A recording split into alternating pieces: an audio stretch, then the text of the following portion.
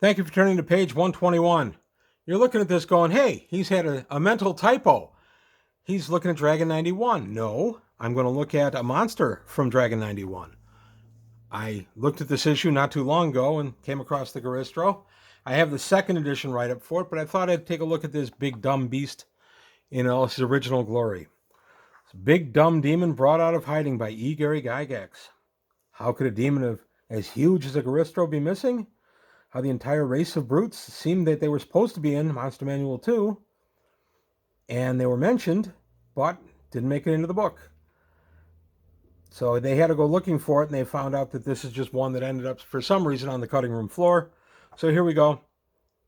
We take a look at the Goristro as written here. It is a major demon. It's very rare. 1 appearing, -2 armor class.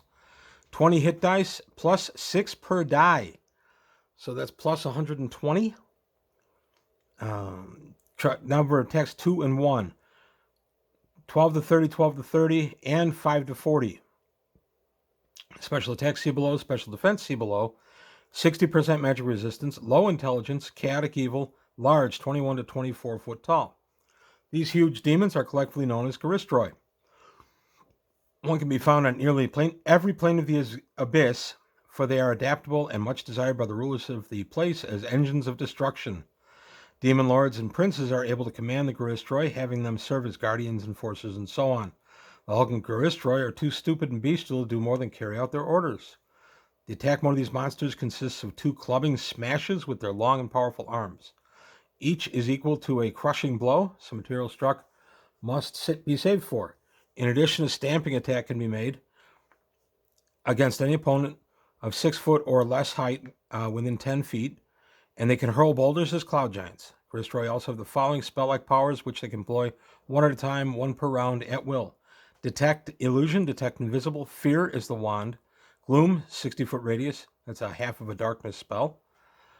Levitation, spider climb, and teleport without error once per day. Even the lowliest of Goristroi can be harmed only by +1 or better magic weapons. All of them are immune to fire, cold, fire, poisoning, poison gas. They regenerate 1 hit point per turn. They also have infravision and ultravision. As noted in the stats given above, they receive 6 hit points per die in addition to whatever is rolled, instead of just giving the range of 7 to 14, giving a range of 7 to 14 instead of the usual 1 to 8. Goristroi with 140 to 160 hit points are 21 foot tall, can only be hit by +1 or better weapons. Those 161 to 200 are 22 feet tall and only hit by +1 or better weapons. If hit points fall in the range of 201 to 240, the beast is 23 foot tall and hit only by +2 or better weapons. The largest Goristroi have 241 to 280 hit points, are 4 feet tall, and can only be hit by +3 or better weapons. That is just tremendous. In 1984, to have a beast like this that wasn't out of deities and demigods was pretty exciting. I remember excitedly putting these guys on the table. Goristroi can do siege damage to constructs and large objects, the same as giants or golems can. And here's his damage. 4 points damage against wood, 1 point against earth, 3 against soft stone, 2 against hard rock, and 1 against bronze. As can be seen, the Goristroi are major amongst their ilks because of their ability to absorb damage and to mete it out. They are stupid and otherwise limited in power, being unable to even gate in other demons. The vast majority of Goristroi, 90%, will be in the service of some abyssal ruler, blindly carrying out the duties assigned to them. There is never a question of retreat or morale when dealing with these brutes. They will always continue to follow their given commands until completion or death occurs. Some symbol of servitude will be worn by the Goristroi for the Lord or Prince, usually an amulet. At my table, it's usually an amulet. Whether it be a collar, arm, or wristband, implanted symbol, or whatever.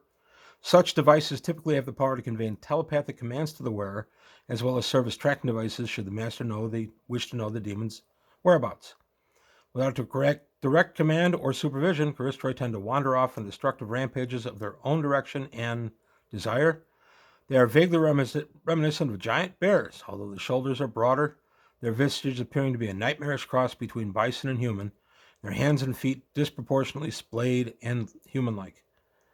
And then we have a little bit of mixed text from Monster Manual 2 at the tail end of it. But there you have it, the Goristroi.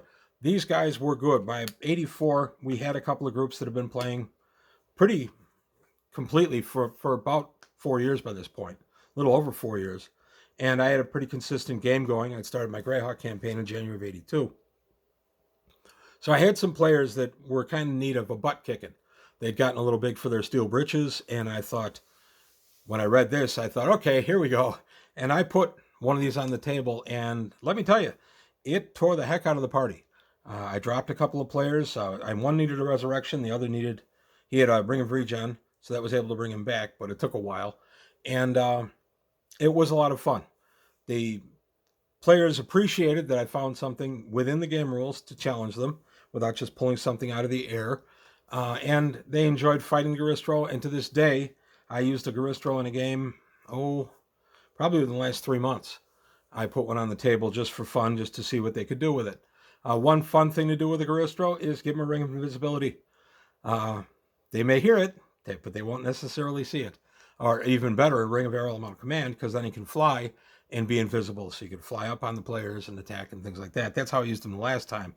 In that case, he only had a Ring of Invisibility, but it was a lot of fun for him to basically to drop on the party. Stone Skin is a good survival tool, especially at my table. They were lucky. I only got, I think the surprise attack, I got one Stone Skin off of one guy and some damage off the other. But I tore the party up pretty good with him before they brought him down. And with the Ring of Invisibility, he kept popping out of sight. So that gave them additional problems. This is the 2021 version of the Goristro. This guy was courtesy of Wizards of the Coast. I really like this figure. It's still available on secondary markets. I saw it the other day on a site on eBay for, I think, about $7. I think I actually paid only about $2 for this guy. I caught it on a kind of a sale closeout. But this is the guy I plunked on the table and said, okay, that's what you're fighting. That was a lot of fun. It was a good brawl. So there you have it. Just a quick look at a big, big monster. If you have players that really kind of need taken down a whole peg, this guy will do it for you. And you can mix this guy up a little bit too. Maybe give him a little bit more cunning, if not smarts, and let him try to do some stuff to kind of outwit the players. You don't have to be intelligent to be cunning. So it's another way that you can add some depth and dimension to a scary monster. But that's all I've got to say today on page 121. I want to thank you for your time. Thanks for watching. I enjoyed going back to this issue and talking about my good buddy, the Goristro. This guy's fun. But let me know what you think. If you used him on your table back in the 80s or even recently, let me know how he did. Let me know what kind of fun you had with it. But that's all I've got today on page 121. Thanks for watching. Please take a look at the Patreon. Help me out there. Like and subscribe if you enjoyed the video. Tell your friends, and I'll see you next time.